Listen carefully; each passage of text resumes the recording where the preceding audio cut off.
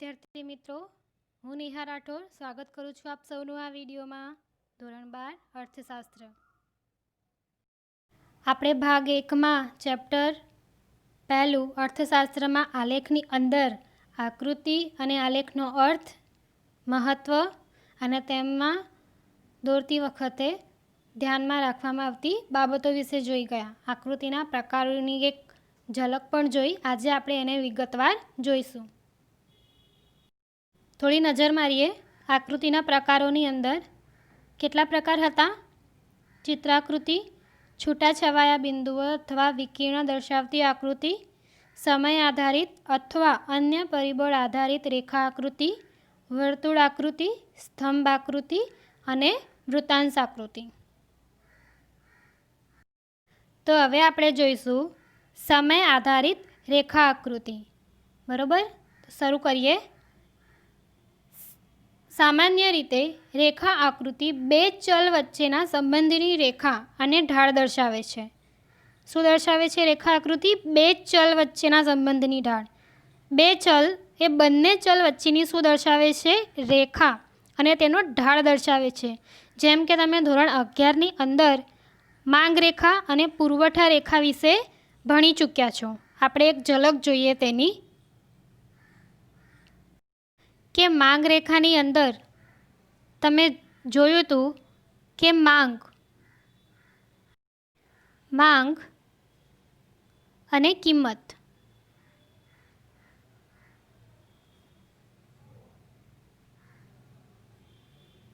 બરોબર, તે માંગ અને કિંમત આ બંને શું છે? તો આ બંને જે છે એ ચલ છે, માંગ પણ અને કિંમત પણ. આ બંને ચલ વચ્ચેનો સંબંધ કેવો છે? તો આ કેવો સંબંધ હતો? વ્યસ્ત સંબંધ હતો. બરોબર, માંગ અને કિંમત વચ્ચે કેવો સંબંધ છે? વ્યસ્ત. કે કિંમત વધે તો માંગ ઘટે અને કિંમત ઘટે તો માંગ વધે. તો કેવો દર્શાવે છે સંબંધ? વ્યસ્ત સંબંધ દર્શાવે છે. તો અહીંયા શાની વાત થઈ છે? બે ચલ વચ્ચેના સંબંધની રેખા. હવે જોઈએ તેનો ઢાળ. તો માંગ રેખાનો ઢાળ કેવો હતો? ઉપરથી નીચે સુધીનો. બરોબર, એટલે આ ઢાળ કેવો ગણાય? ઋણ. એટલે માંગ રેખાનો ઢાળ કેવો છે? ઋણ, જે તમે ધોરણ 11ની અંદર વિસ્તારપૂર્વક જોઈ ચૂક્યા છો. હવે જોઈએ તો પુરવઠા રેખાની સમજૂતી. પુરવઠામાં પુરવઠો અને કિંમત. તો કિંમત અને પુરવઠાની અંદર પુરવઠા રેખામાં કિંમત અને પુરવઠાનો સંબંધ કેવો છે? તો કે સીધો સંબંધ છે. કેવી રીતે? કેવી રીતે સીધો સંબંધ છે? કે જો કિંમત વધે તો પુરવઠો વધે અને કિંમત ઘટે તો પુરવઠો પણ ઘટે. એટલે સંબંધ કેવો જોવા મળે છે? સીધો જોવા મળે છે. જ્યારે આનો ઢાળ કેવો આપણે જોયો તો જોઈ શકો છો કે નીચેથી ઉપર. એટલે આ ઢાળ કેવો છે? ધન, જે તમે ધોરણ 11ની અંદર વિસ્તારપૂર્વક જોઈ ચૂક્યા છો. તો આવી રીતે માંગ રેખાની અંદર કેવો ઢાળ જોવા મળે છે? ઋણ. અને પુરવઠા રેખાની અંદર કેવો ઢાળ જોવા મળે છે? ધન. જ્યારે સંબંધ કેવો છે કિંમત અને માંગ વચ્ચેનો? વ્યસ્ત. અને પુરવઠામાં કિંમત અને પુરવઠા વચ્ચેનો સંબંધ કેવો છે? તો કે સીધો. એટલે બંને ચલ વચ્ચેનો સંબંધ શું છે? તેનો ઢાળ કયો છે? તેમાં કેટલો વધારો થયો, ઘટાડો થયો, તે રેખા આકૃતિ દ્વારા સમજી શકાય છે. હવે આપણે આગળ જોઈએ. આ પ્રકારની આકૃતિમાં સ્વતંત્ર ચલ એક્સ ધરી ઉપર શું દર્શાવવામાં આવે છે? સ્વતંત્ર ચલ. અને પરતંત્ર ચલ વાય ધરી ઉપર દર્શાવાય છે. સ્વતંત્ર એટલે જોઈએ કે સમયગાળો આપણે જોઈએ તો કેવો ચલ ગણાય? સ્વતંત્ર. પરતંત્ર એટલે કે દાખલા તરીકે જોઈએ સાક્ષરતાનું પ્રમાણ. તો સમયગાળો અને સાક્ષરતાનું પ્રમાણ એ બંને કેવા છે? સ્વતંત્ર અને પરતંત્ર ચલ. આગળ જોઈએ. સમયના સંદર્ભમાં કોઈ એક ચલના સ્વયં સ્પષ્ટ વલણો દર્શાવતી આકૃતિ અર્થશાસ્ત્રમાં વારંવાર વપરાય છે. ઉદાહરણ તમને અહીંયા આપેલા છે વિવિધ વર્ષોમાં વસ્તીની સંખ્યા. વિવિધ વર્ષો, અલગ અલગ વર્ષ દરમિયાન જે વસ્તી વધારો થાય છે કે ઘટાડો થાય છે તે દર્શાવતું સમય. વિવિધ વર્ષોમાં ફુગાવાનો દર. ફુગાવાનો દર જે છે એ દર વર્ષે કેવી રીતે ચેન્જીસ થાય છે તે. વિવિધ વર્ષોમાં સાક્ષરતાનો દર. સાક્ષરતાનો દર કે જેમ પુરુષનું સાક્ષરતાનો દર, સ્ત્રીનો સાક્ષરતાનો દર, કેટલા વર્ષમાં કેટલું રહ્યું તે પ્રમાણે વગેરે જે છે દર્શાવવામાં આવે છે. એટલે આ દર્શાવતી આકૃતિ એટલે શેના ઉપર દર્શાવી શકાય છે? રેખા આકૃતિમાં દર્શાવી શકાય છે. હવે આપણે જોઈએ ઉદાહરણ. અહીંયા તમારે વસ્તી વૃદ્ધિની ટકાવારી જે છે દર્શાવેલી છે. આપણને બધાને ખબર છે કે વસ્તી ગણતરી જે છે એ દર 10 વર્ષે થાય છે. એટલે તમારે અહીંયા જે ટકાવારી આપેલી છે એ અંદાજિત આપેલી છે, તો તેનું ખાસ કરીને ધ્યાન રાખવું. સમયગાળો દર્શાવેલો છે અને દાયકા માટેનો વસ્તી વૃદ્ધિ દર શેમાં દર્શાવેલો છે? ટકામાં, પર્સન્ટેજમાં દર્શાવેલો છે. આપણે જોઈએ 1951થી 61 કેટલો વૃદ્ધિ દર છે? 21.64. 1961થી 71માં 24.80. 1971થી 81માં 24.66. 1981માં 91માં કેટલો હતો વૃદ્ધિ દર? 23.87. 1991થી 2001માં 21.54. 2001-2011માં 17.64. તો આ હતા આંકડા અને આ હતા વર્ષ. તમે જોઈ શકો છો કે સમયગાળો દર્શાવેલો છે અને ટકા દર દર્શાવેલો છે. તો આલેખ અહીંયા તમને અહીંયા આપેલો છે આલેખના માધ્યમ દ્વારા, આકૃતિના માધ્યમ દ્વારા. આકૃતિ દોરવા માટે પણ તમે ગ્રાફ પેપરનો યુઝ કરી શકો છો. તમને માર્કેટમાં અલગ અલગ પ્રકારના ગ્રાફ પેપર મળશે જોવા. હું તમને અહીં બતાવું છું. તમે અહીંયા જોઈ શકો છો કે આ ગ્રાફ પેપર ઝીણો છે જે 10x31નો આવે છે. તમે અહીંયા જોઈ શકો છો કે ગ્રાફ પેપરની અંદર આકૃતિ દોરવા માટે પ્રમાણમાં કેવી રીતે જો તમે અહીંયા જે રૂલર હોય છે ફૂટપટ્ટીના માપ પ્રમાણે અહીંયા દર્શાવેલા છે કે કેટલા સેન્ટીમીટરનો જે છે એ ગ્રાફ પેપર આવે છે. તો આ 10 સેન્ટીમીટર અને 10x12 સેન્ટીમીટરનો જે છે ગ્રાફ પેપર તમારે માર્કેટમાં અવેલેબલ મળી જશે. તમે જોઈ શકો છો કે માપ જે છે એ 0થી 1 સેન્ટીમીટર, પછી જો 2 સેન્ટીમીટર, 3 સેન્ટીમીટર, 4 સેન્ટીમીટર, 5, 6 એમ 10 સેન્ટીમીટર સુધી આપેલા છે. સેન્ટીમીટર પ્રમાણે તમે ખાના જોઈ શકો છો કે જેમ તમારે ફૂટપટ્ટીમાં 1 સેન્ટીમીટરમાં કેટલા હોય છે? 10 mm. 10 mm બરાબર 1 સેન્ટીમીટર તમારે જે છે એ આપેલા હોય છે, જે તમે જોઈ શકો છો. તો જોઈ શકો છો તમારે આમ 2 ધરી પાડવાની, X ધરી અને Y ધરી. બરાબર? X ધરી ઉપર તમે શું દર્શાવશો? સમયગાળો દર્શાવશો. બરાબર? અને Y ધરી ઉપર શું દર્શાવશો? વૃદ્ધિ દર દર્શાવશો. ખ્યાલ આવ્યો? જે પર્સન્ટેજ પ્રમાણે જે તે રહેશે. અને ખાસ કરીને ધ્યાન રાખવું કે માપ જે છે એ એક સરખું રાખવું, કે જેમ 1 સેન્ટીમીટરનું જો તમે અંતર લો છો તો 1 સેન્ટીમીટરનું તમારે ખ્યાલ રાખવાનું કે તમે 1 સેન્ટીમીટરે અંતર લો છો. તેવી જ રીતે વાય ધરી ઉપર કેટલા પર્સન્ટેજ ઉપર તમે માપ લીધેલા છે. હવે આપણે જોઈએ ગ્રાફની અંદર. મને લાગે છે તમને ખ્યાલ આવી ગયો હશે. હવે જોઈએ એક્ઝામ્પલ. તો અહીંયા તમને જેમ X ધરી ઉપર સમયગાળો દર્શાવવાનું કીધું હતું અને Y ધરી ઉપર વૃદ્ધિ દર જે પર્સન્ટેજમાં આપણે માપવાના હતા કે અહીંયા કેટલા લીધા છે? 1 સેન્ટીમીટર. 1 સેન્ટીમીટર બરાબર કેટલા ટકા લીધા છે? 5%. બરાબર? એટલે 5, 10, 15, 20, 25 અને 30 એમ 5-5 ટકાવારીનો જે છે એ ગાળો લીધેલો છે. હવે અહીંયા જોઈ શકો છો તો યર દર્શાવેલા છે X ધરી ઉપર સમયગાળો 51થી 61, 61થી 71, 71થી 81, 81થી 91, 91થી 2001 અને 2001થી 2011. બરાબર? બીજી વાત કે આકૃતિ દોરતી વખતે તમારે ખાસ કરીને અહીંયા પ્રમાણ માપ દર્શાવવું જરૂરી છે. તો તમારે શું કરવાનું, જમણી બાજુ દર્શાવવાનું છે કે તમે એક્સ ધરી ઉપર શું દર્શાવ્યું છે, સમયગાળો, અને વાય ધરી ઉપર શું દર્શાવ્યું છે, તો વૃદ્ધિ દર. તમારે એ ક્લેરિફિકેશન કરવું જરૂરી છે. હવે જોઈએ તો 51 અને 61માં કેટલો ટકાવારી હતો, 21.64. તો તમે અહીં જોઈ શકો છો કે 51 અને 61માં 20થી ઉપર તમે લેશો mm, 1 mm તો આવશે 21, બરાબર, અંદાજિત, અને 21.64 જોઈ શકો છો તમે. એટલે તમારે શું કરવાનું છે, ટપકું કરવાનું છે, બરાબર. ત્યારબાદ 61 અને 71માં કેટલો છે, 24.80 એટલે જોઈ શકો છો 25થી નીચે, બરાબર. ત્યારબાદ જોઈએ 71-81માં 24.66. ત્યારબાદ જોઈએ 1981 અને 91માં કેટલો છે, 23.87, બરાબર. હવે જોઈએ તો 1991 અને 2001માં કેટલો છે, 21.54. તો 20ની ઉપર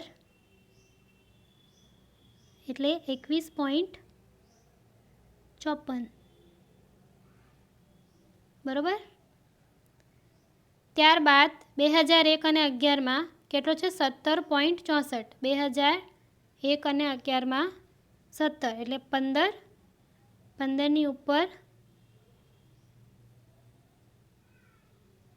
17.64, બરાબર. હા, તો મેં તમને અહીંયા લાઈન પાડીને બતાવ્યા, પણ તમારે શું કરવાના છે, ડોટ કરવાના છે, ફક્ત ટપકા. તો તમે જેમ ડોટને જોડશો તેમ 21.64, 24.80, 24.66, 23.87, પછી 21.54 અને ત્યારબાદ 17.64. તો આવી રીતે તમારે અહીંયા શું જો તમે જોઈ શકો છો કે એક રેખાનો ઢાળ દર્શાવે છે, કે જેમ 21 તમે જોઈ શકો છો અહીંયા કે પહેલાં ઢાળ કેવો હતો, નીચો, પછી ધીરે ધીરે શું થયો, વધારો, પછી વસ્તી વૃદ્ધિ દરમાં શું જોવા મળે છે, ઘટાડો જોઈ શકો છો તમે. તો તમે ઢાળ પ્રમાણે અહીંયા તમને ખ્યાલ આવે છે. પછી એકદમ સીધો નીચે ઢાળ જાય છે કે 17.64 એટલે નીચે ઢાળ ગયો 2001 અને 11માં. તો આ હતી તમારી સમય આધારિત રેખા આકૃતિ. આમાંથી વ્યાખ્યા પણ પૂછાય એક માર્ક્સમાં, તો તમે આરામથી લખી શકો છો. હવે આપણે આગળ જોઈએ. હવે જોઈએ સ્તંભ આકૃતિ અને તેના પ્રકારો. સ્તંભ આકૃતિ કોઈ એક ચલના મૂલ્યની, કોનું, કોઈ એક ચલના મૂલ્યની વિવિધ વિભાગો એટલે એક કરતાં વધારે વિભાગો વચ્ચેની વહેંચણી દર્શાવે છે. શું દર્શાવે છે, વહેંચણી. દાખલા તરીકે જુદા જુદા સમયે દેશમાં સાક્ષરતાનું પ્રમાણ, સમય કેવા છે, જુદા જુદા, શું દર્શાવે છે, સાક્ષરતાનું પ્રમાણ.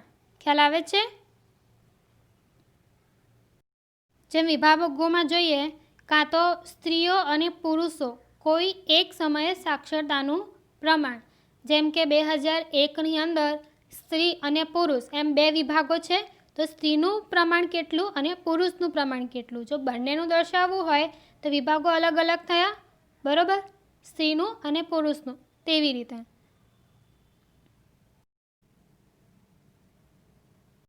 કે જેમ સ્ત્રીઓના વિભાગો નિરક્ષર અને સાક્ષરતા, તેમ પુરુષનું પણ લઈ શકાય કે નિરક્ષરતા અને સાક્ષરતાનું પ્રમાણ કેટલું અલગ અલગ વર્ષ દરમિયાન. તો આવી રીતે વિભાગો પણ પાડી શકાય છે. એટલે ચલ કેટલું, ફક્ત એક, પણ વિભાગ કેટલા, અલગ અલગ. ખ્યાલ આવે છે.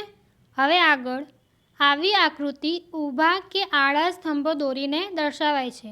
ઊભા અને આડા તમે આપણે અભ્યાસક્રમમાં ફક્ત ઊભા જ સ્તંભો વિશે જાણવાનું છે. આપણે અભ્યાસક્રમમાં આડા સ્તંભો નથી, એટલે આપણે તે જોવાનું નથી. દરેક વિભાગ કે સમય માટે એક જુદો સ્તંભ દોરવામાં આવે છે.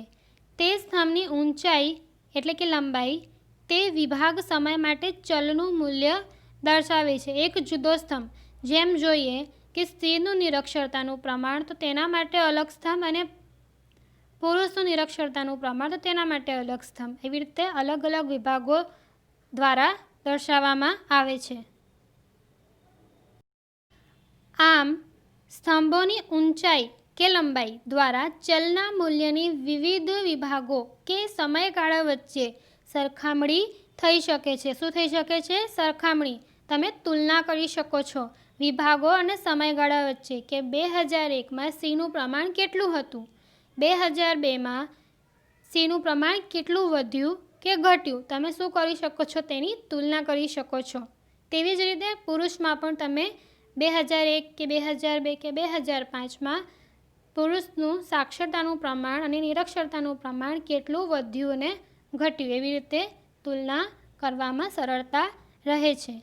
હવે આપણે જોઈએ તો સ્તંભ આકૃતિ જે છે એ 3 પ્રકારે જોવામાં આવે છે. તો કયા 3 પ્રકારે જોવામાં આવે છે? 1 માર્ક્સમાં પૂછાય કે સ્તંભાકૃતિના પ્રકાર જણાવો. તો કયા કયા છે?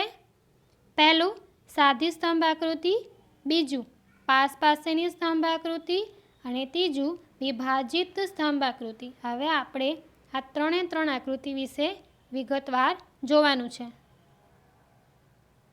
સાદી સ્તંભ આકૃતિ. સાદી સ્તંભ આકૃતિ કોઈ એક આધાર, જેમ કે પ્રદેશો, સમયગાળો, કોઈ એક જ આધાર હોય, પ્રદેશ હોય કે સમયગાળો હોય કે ક્ષેત્ર હોય, બરોબર, કોઈ ચલનું મૂલ્ય દર્શાવે. શું દર્શાવે છે? ચલનું મૂલ્ય, બરોબર, ચલ દર્શાવે છે. આ આકૃતિ વિવિધ પ્રદેશો, સમયગાળા વગેરે માટે ચલના મૂલ્યની સરખામણી આકર્ષક રીતે રજૂ કરે છે. શું કરે છે? આ વિભાગ, પ્રદેશો અને સમયગાળો શું છે? જેમ કે બેરોજગારી, ગરીબી, તે પ્રમાણે.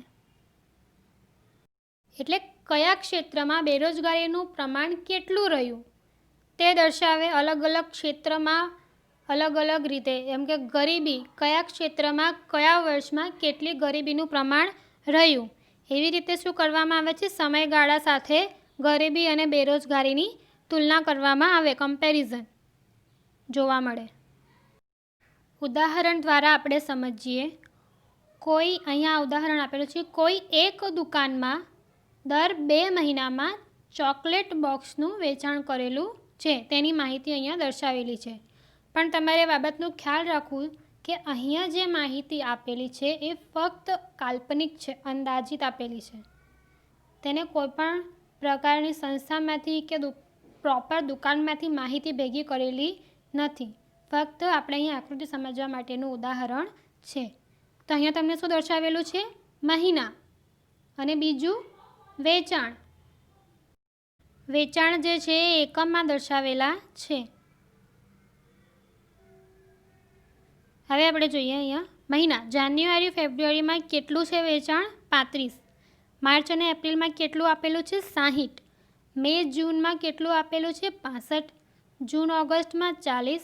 સપ્ટેમ્બર ઓક્ટોબરમાં 50. નવેમ્બર ડિસેમ્બરમાં 30.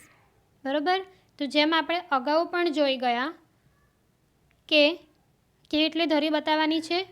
OX અને OY. જેમ આપણે દોરીને પણ તમને સમજાયું હતું કે OX અને OY ધરી, બરાબર.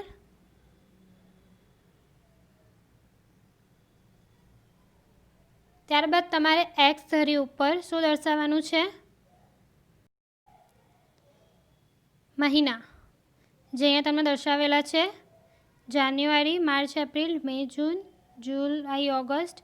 જે તમે માપ કેટલું લીધું છે? 1 સેન્ટીમીટરનું અહીંયા માપ લીધું છે, જે તમારે અહીંયા દર્શાવવું ફરજિયાત છે. આલેખની આકૃતિની જમણી બાજુ, બરાબર. કે X અક્ષ ધરી ઉપર તમે શું દર્શાવેલું છે? મહિના અને વાય ધરી ઉપર શું દર્શાવેલું છે? વેચાણ. તમારે અહીંયા ચોપડીની અંદર વેચાણ જે છે એ એકમમાં ફક્ત લખેલું છે, પણ તમારે ડિટેલમાં અંદર લખવાનું છે. વાય ધરી ઉપર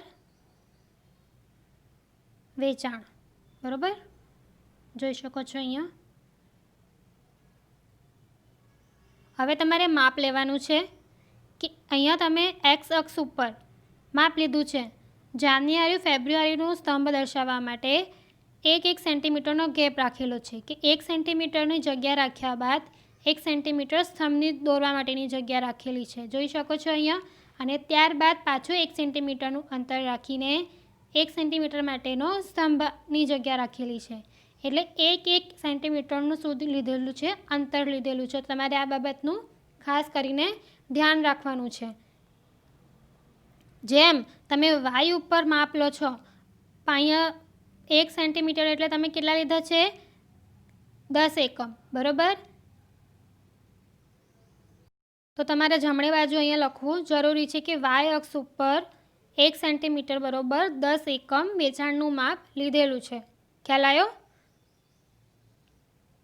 એટલે 10, 20, 30, 40, 50, 60 અને 70 એમ દર્શાવેલા છે, બરાબર.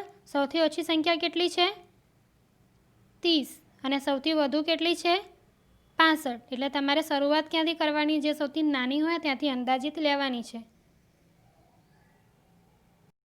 હવે જુઓ તો જાન્યુઆરી ફેબ્રુઆરીમાં કેટલું હતું વેચાણનું પ્રમાણ? 35. તો 30 ઉપર 40, બરાબર, એટલે 35 ગણવાના છે. એટલે 31, 32, 33, 34 અને 35. એટલે તમારે આવી રીતે. એટલે સ્તંભની જે લંબાઈ અને પહોળાઈ જે છે એ બી કેવી હોવી જોઈએ? સમાન રાખવી જરૂરી છે. જેમ તમે 1 સેન્ટીમીટરનું અંતર અહીંયા રાખેલું છે, 1 સેન્ટીમીટરનો સ્તંભ દોરેલો છે, તો બધા જ સ્તંભ જે છે એ 1 સેન્ટીમીટરના હોવા જોઈએ. અને અંતર જે છે અહીંયા 1 સેન્ટીમીટરનું રાખેલું છે, તો બીજા સ્તંભ વચ્ચે પણ 1 સેન્ટીમીટરનું અંતર હોવું જરૂરી છે.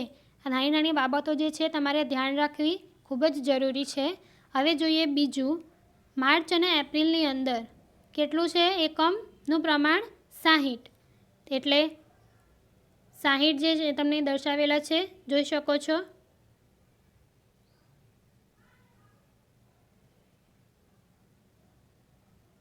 એટલે આ માર્ચ અને એપ્રિલમાં 60. ખ્યાલ આવ્યો? ત્યારબાદ મે અને જૂનમાં કેટલું છે? 65. એટલે 60ની ઉપર તમે કાપા ગણશો, તમારા આપેલા જશે ગ્રાફમાં, તમને ખ્યાલ આવશે. એટલે આ 65 થયા મે અને જૂનમાં, બરાબર. ત્યારબાદ જુલાઈ અને ઓગસ્ટની અંદર કેટલું છે? 40. એટલે 40 અહીંયા દર્શાવેલા છે, તમે જોઈ શકો છો. એટલે આ 40, બરાબર. ત્યારબાદ સપ્ટેમ્બર અને ઓક્ટોબરની અંદર કેટલા છે? 50નું. 50 સપ્ટેમ્બર અને ઓક્ટોબર એક્સ અક્ષ ઉપર, બરાબર. અને હવે છેલ્લે નવેમ્બર અને ડિસેમ્બરમાં કેટલું છે? 30 આપેલું છે. તો 10, 20 અને આ 30, એટલે 30 જશે આ બાજુ. ખ્યાલ આવ્યો? એટલે તમારી જો ઈચ્છા હોય તો તમે અલગ શેડ પણ આપી શકો છો. આમાં બ્લેક આપેલું છે, તમે ડિઝાઇન પણ કરી શકો છો તમારી રીતે અંદર, એઝ યોર ચોઇસ. તમે લાઇન્સ પાડી શકો છો, તમે ડોટ કરી શકો છો, એઝ યુ વિશ. તો મારા ખ્યાલથી તમને ખ્યાલ આવી ગયો હશે. હવે આપણે એક ઝલક થોડી ગ્રાફ ઉપર પણ મારી લઈએ. જોઈ શકો છો કે ગ્રાફમાં અહીંયા દર્શાવેલો છે, તેની અંદર અહીંયા સેન્ટીમીટરનું માપ તમને આપેલું જ છે. જેમ એક્સ અક્ષ ઉપર અને વાય અક્ષ.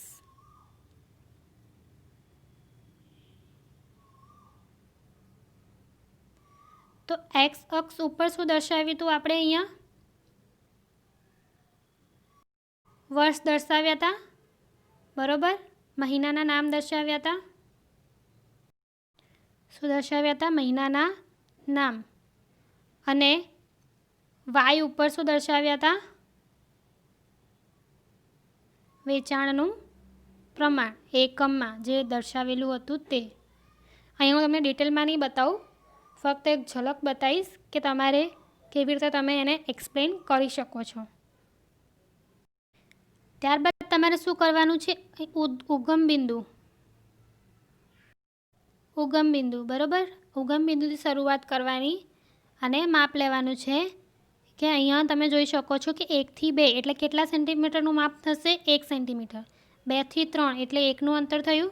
પછી 3 થી 4 એટલે 1નું અંતર થયું, બરાબર. તે સ્તંભ આકૃતિ દોરવા માટે કેવી રીતે દોરશો? જોઈ શકો છો 1 સેન્ટીમીટર, બરાબર. પછી બીજો સ્તંભ 1 સેન્ટીમીટરના અંતરે, ત્રીજો સ્તંભ 1 સેન્ટીમીટરના અંતરે, ચોથો સ્તંભ 1 સેન્ટીમીટરના અંતરે. અહીં તમે જોઈ શકો છો કે 1 સેન્ટીમીટરનું જે છે એ અંતર રાખેલું છે, બરાબર. અને સ્તંભનું જે માપ છે એ બી 1 સેન્ટીમીટરનું છે, એટલે એક સમાન છે. જેમ વાયધરી ઉપર પણ તમે જે માપ લો છો એ પણ તમારે ધ્યાનપૂર્વક લેવાનું કે ઘણા વિદ્યાર્થીઓ શું કરે છે, જ્યાંથી અમે ઉગમ બિંદુથી શરૂઆત કરી ત્યાંથી જ માપ લેવાનું ચાલુ કરી દે છે. તો તેવું નહીં કરવાનું. તેના આગળ 1 સેન્ટીમીટર ગણવાના બીજા. જેમ આપણે કેટલા લીધા હતા? 5 એકમ, બરાબર. એટલે અહીંયા આપણે ઉગમ બિંદુ લીધું તો 5 સેન્ટીમીટર ક્યાં થશે? અહીંયા, બરાબર. પછી બીજા તેની ઉપર એવી રીતે ગણવાના. એટલે માપ લેતી વખતે પણ ખાસ કરીને ખ્યાલ રાખો માપનું. લખતી વખતે જોઈ શકો છો ગેપ 5-5 1-1 સેન્ટીમીટરનું જે છે 5-5 એકમ કરીને લઈ શકો કે 10-10 એકમ કરીને પણ લઈ શકો. જેવી રીતે તમારે પ્રશ્ન પૂછ્યો હોય તે પ્રમાણે અહીંયા તમારે માપ અંદાજવાનો છે. તમે એક્સ અને વાય ધરી ઉપર જે બી દર્શાવો છો તે આલેખમાં જમણી બાજુ દર્શાવવું જરૂરી છે કે એક્સ અક્ષ ઉપર શું દર્શાવ્યું છે અને વાય અક્ષ ઉપર તમે શું દર્શાવ્યું છે, બરાબર. જેમ એક્સ ઉપર સમયગાળો અને વાય ઉપર એકમ, તેવી રીતે. હવે આગળ જોઈએ તો બીજી આકૃતિ, પાસ પાસેની સ્તંભ આકૃતિ. આ પ્રકારની આકૃતિમાં કોઈ એક આધાર ઉપર કોઈ એક ચલનું એક કરતાં વધુ વર્ગો માટેનું મૂલ્ય દર્શાવવામાં આવે. એટલે આધાર કેવો છે? ફક્ત એક. તે આધાર ઉપર કોઈ એક ચલનું અલગ અલગ વર્ગો. આથી આધારના દરેક મૂલ્ય ઉપર ચલના વિવિધ વર્ગોના મૂલ્યો દર્શાવતા જુદા જુદા સ્તંભો દોરવામાં આવેલા છે. અહીં તમને ઉદાહરણ તરીકે આપેલું છે કે સમયગાળો એ શું છે? આધાર, બરાબર. જગ્યા દર્શાવવામાં આવે છે, સમયગાળો એક્સ અક્ષ ઉપર દર્શાવવામાં આવે છે, બરાબર. સાક્ષરતા એ ચલ હોય અને સ્ત્રીઓ તથા પુરુષના 2 વર્ગો હોય, બરાબર. કેટલા? સ્ત્રી અને પુરુષ. કેટલા વર્ગ થયા? 2. સ્ત્રી પહેલું અને પુરુષ બીજું વર્ગ.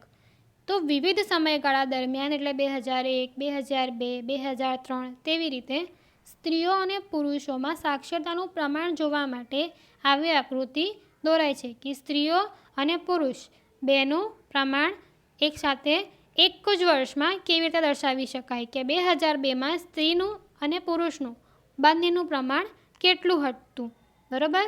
એટલે આપણે બંનેની જે છે માહિતી એક જ સાથે એક જ વર્ષમાં દર્શાવી શકાય છે. આમ સ્ત્રી અને પુરુષ વર્ગના સ્તંભ કોઈ એક વર્ષ માટે પાસ પાસે દોરાય છે. જેમ કે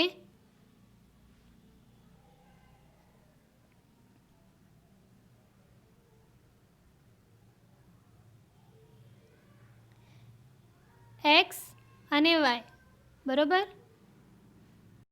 કે એક જ વર્ષમાં જેમ 2001નું ગણો, બરાબર, તે સ્ત્રીનું પ્રમાણ પણ એ જ 2001માં જ દર્શાવવું છે અને પુરુષનું પ્રમાણ પણ 2001માં દર્શાવવું છે. તો એક સાથે એટલે પાસે એક સાથે દર્શાવવાનું. 2001નું થયું, પછી 2002નું જો દર્શાવવું હોય તો 2002નું અલગથી સ્ત્રીનું અને પુરુષનું. આવી રીતે બંને જે છે એક રીતે કહીએ તો જોડકા ભાઈ કે જોડકા બેન એટલે જોડિયા પાસે જે રહેતા હોય. આવી રીતે તમારે જે છે સ્તંભ આકૃતિ પાસે દોરવાની. બીજી ખાસ વાત કે આકૃતિને આકર્ષક બનાવવા માટે દરેક વર્ગના સ્તંભને અલગ અલગ રંગ અથવા શેડથી દર્શાવવામાં આવે છે કે જેમ સ્ત્રી અને પુરુષ બંનેની જે છે એ જોવામાં આકર્ષક લાગે. કે સ્ત્રીનું પ્રમાણ જે છે એ 2002માં 2001માં એ એક જ પ્રકારનો શેડ, જેમ કે સ્ત્રીમાં જો તમે લાઇન્સ કરો અને પુરુષમાં તમે ડોટ ડોટ કરો કે પછી બીજા પ્રકારની કોઈ પણ સ્ટાર્સ કરો કે એઝ યુ વિશ. હવે આપણે ઉદાહરણના માધ્યમ દ્વારા સમજીએ. અહીંયા તમને જે બી માહિતી આપેલી છે એ ફક્ત કાલ્પનિક છે, જેનું ખાસ ધ્યાન રાખવું. તો શરૂ કરીએ હવે આપણે. કોઈ એક દુકાનમાં દર 2 મહિનામાં દર 2 મહિનાનો ગાળો આપેલો છે, વિવિધ માપના ચોકલેટ બોક્સનું વેચાણ થયું છે, બરાબર? શેનું વેચાણ? ચોકલેટ બોક્સનું. તો હવે આપણે જોઈએ માહિતી આપણે કે મહિના કેટલા ગાળા આપેલા છે? 2 મહિના એટલે જાન્યુઆરી ફેબ્રુઆરી 2 મહિનાનો ગાળો આપેલો છે, માર્ચ એપ્રિલ એવી રીતે. બીજું અલગ અલગ માપના જે છે ચોકલેટનું બોક્સનું વેચાણ થયું છે. નાના બોક્સનું વેચાણ, મધ્યમ બોક્સનું વેચાણ અને મોટા બોક્સનું વેચાણ, બરાબર? જાન્યુઆરી ફેબ્રુઆરીમાં કેટલું? 30, મધ્યમનું 15 અને મોટા બોક્સનું 25. માર્ચ અને એપ્રિલમાં નાના બોક્સનું વેચાણ 40, મધ્યમ બોક્સનું 25 અને મોટા બોક્સનું 50. મે અને જૂનની અંદર નાના બોક્સનું વેચાણ કેટલું થયું? 50, મધ્યમ બોક્સનું વેચાણ 25 અને મોટા બોક્સનું 35. જૂન અને જુલાઈમાં નાના બોક્સનું વેચાણ કેટલું થયું? 25, મધ્યમનું 15 અને મોટાનું 10, બરાબર? સપ્ટેમ્બર અને ઓક્ટોબરમાં નાના બોક્સનું વેચાણ કેટલું છે? 40, મધ્યમનું 20 અને મોટાનું 25. નવેમ્બર અને ડિસેમ્બરની અંદર નાના બોક્સનું 60, મધ્યમનું 40 અને મોટાનું 20. આ જે માહિતી જે છે એ તમારે ફક્ત કાલ્પનિક લીધેલી છે. હવે આપણે એને આકૃતિમાં નિરૂપણ કરીએ. તમે અહીંયા જોઈ શકો છો એક્સ અક્ષ ઉપર શું દર્શાવવાનું છે આપણે? મહિના, માસ. વાય ઉપર વેચાણ, એવી કેવા? એકમમાં. તો આ ખાસ ધ્યાન રાખવું કે વિગત જે છે એકમમાં છે, પર્સન્ટેજમાં છે કે જે બી માહિતી જે છે અહીંયા તમારે રજૂ કરવી જરૂરી છે, સ્પષ્ટતા કરવી જરૂરી છે. એક્સ અક્ષ અને વાય અક્ષ. બીજું જે માપ જે છે એ બી લેતા વખતે ધ્યાન રાખવાનું કે અહીંયા કેટલું લીધું છે? 1 સેન્ટીમીટર બરાબર 10 એકમ, બરાબર? 10, 20, 30, 40, 50, 60 અને 70. જે તમારે આલેખની જે જમણી બાજુ છે દર્શાવવું જરૂરી. જે તમે ક્યાં દર્શાવવું? આલેખની જમણી બાજુ. એક્સ અને વાય ઉપર જે બી તમે નિરૂપણ કરો છો કે એક્સ ઉપર શું દર્શાવ્યું છે, અહીં લખવાનું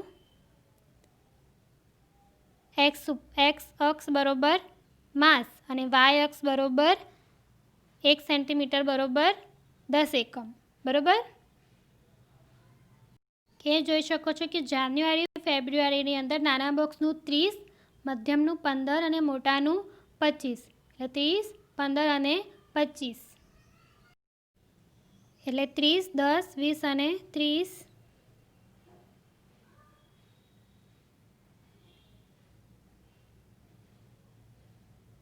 ત્યારબાદ 15 એટલે 10ની ઉપર 15 વચ્ચે, બરાબર? અને પછી 25.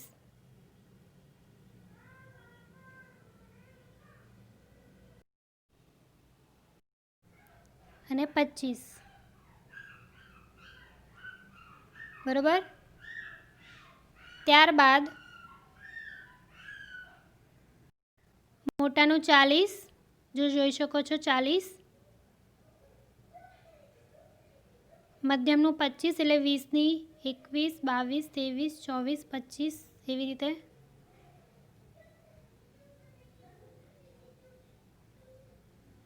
અને નાનાનું કેટલું 50, જે જોઈ શકો છો અહીંયા.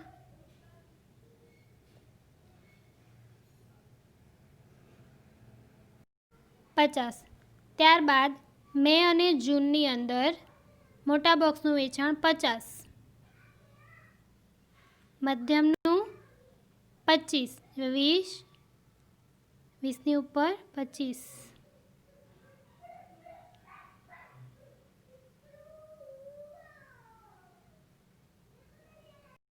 અને નાના બોક્સનું 35 એટલે 30, 40ની વચ્ચે 35.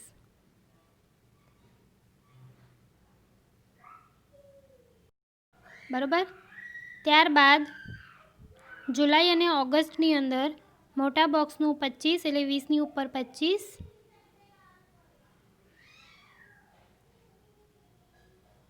મધ્યમનું 15, 10, 15,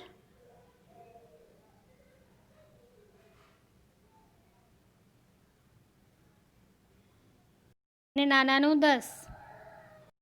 બરાબર. તો આવી રીતે તમારે પાસ પાસે દોરવાનું છે. ત્યારબાદ સપ્ટેમ્બર અને ઓક્ટોબરમાં 40, તો 40 આ રહ્યા,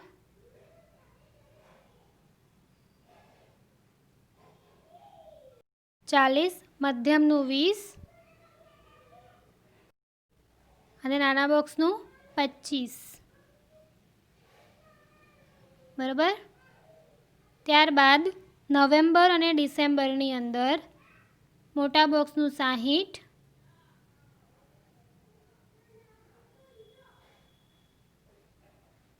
મધ્યમનું 40 અને નાના બોક્સનું 20.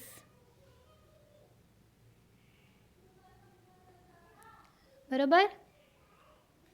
આવી રીતે તમારે પાસ પાસે સ્તંભાકૃતિ દોરવાની છે, જે એક જ મહિનામાં એટલે જાન્યુઆરી ફેબ્રુઆરીમાં 3 વિગતો એકસાથે દર્શાવવાની છે, નાના બોક્સનું, મધ્યમ બોક્સનું અને મોટા બોક્સનું. બરાબર. જેનો ખ્યાલ તમને કેવી રીતે આવશે આકૃતિ જોતાં જ, તો તમે અહીંયા જોઈશો કે તમને અહીંયા અલગ અલગ, જેમ કે મોટા બોક્સની અંદર દરેકમાં એક જ પ્રકારના શેડ, જો ડાર્ક કરેલું છે તો તમને અહીંયા ખ્યાલ આવે છે કે આ મોટાનું છે. બરાબર. બીજું મધ્યમનું જે છે એ ત્રાસી લીટી પાડવામાં આવી છે, જો 25, 25, 15, 20 અને 40. બરાબર. એવી જ રીતે નાના બોક્સનું વેચાણ જે છે તેમાં અલગ રીતની ડિઝાઇન કરવામાં આવી છે, જોઈ શકો છો. બરાબર. માર્ચ અને એપ્રિલમાં, મે અને જૂનમાં, જુલાઈ ઓગસ્ટમાં, સપ્ટેમ્બર ઓક્ટોબરમાં અને નવેમ્બર ડિસેમ્બરમાં. તો તમારે આ જે છે વિગત દર્શાવવી આલેખની જમણી બાજુ આવી રીતે, કે નાના બોક્સનું વેચાણ દર્શાવેલું છે જે ડાર્ક કરેલું છે, મધ્યમ બોક્સનું અને મોટા બોક્સનું. બરાબર. એ રીતે તમારે સાઇન સાથે દર્શાવવું જરૂરી છે, એટલે તમને ખ્યાલ જ આવશે કે તમે જો પ્રશ્ન. અને બીજી વાત કે આકૃતિ દોર્યા બાદ તેનું વિશ્લેષણ કરવું અનિવાર્ય છે. વિશ્લેષણના માર્ક્સ પણ અંદર ગણવામાં આવે છે. વિશ્લેષણ કેવી રીતે લખવું કે OX ધરી ઉપર માસ દર્શાવેલા છે, OY ધરી ઉપર વેચાણ અને એકમ દર્શાવેલા છે, પછી 1-1 સેન્ટીમીટરનું જેવી તમે અંતર લો એવી રીતે વિશ્લેષણની વિગતવાર તમારે લખવાના. જેમ તમે આલેખ દોરો છો તેવી જ રીતે તેનું વિશ્લેષણ કરવું પડે. બરાબર. હવે આમાં તમે જો તુલના સરળતાથી કરી શકો છો. નાના બોક્સનું વેચાણ જે છે એ સૌથી વધુ ક્યારે થયું? નવેમ્બરની અંદર. તો કેટલું? 60. અને સૌથી ઓછું ક્યારે થયું? તો 40, 25. ક્યારે થયું છે? જુલાઈની અંદર 25. સૌથી ઓછું વેચાણ જુલાઈમાં કેટલું? તો 25. તેવી જ રીતે મધ્યમનું સૌથી વધુ વેચાણ ક્યારે થયું છે? તો 25. માર્ચ, એપ્રિલ, મે અને જૂનમાં એક સરખું વેચાણ થયું છે સૌથી વધુ. અને સૌથી ઓછું ક્યારે થયું છે? જાન્યુઆરી, ફેબ્રુઆરીમાં કેટલું? 15. બરાબર? 13. અને જૂન અને ઓગસ્ટમાં પણ 15. એટલે જાન્યુઆરી, ફેબ્રુઆરી અને જુલાઈ અને ઓગસ્ટમાં 15 એમ બંનેમાં એક સરખું વેચાણ જોવા મળે છે. બીજું, મોટા બોક્સનું વેચાણ તમે જોઈ શકો છો કે સૌથી વધુ ક્યાં થયું છે? 50. માર્ચ અને એપ્રિલની અંદર. બરાબર? અને સૌથી ઓછું ક્યારે જોવા મળે છે? જુલાઈ અને ઓગસ્ટમાં. કેટલું છે? 10 એકમ. બરાબર? તો આવી રીતે તમે તુલના પણ સરળતાથી કરી શકો છો. હવે બાકીની આકૃતિ આપણે નેક્સ્ટ વિડીયોમાં જોઈશું. Okay, by.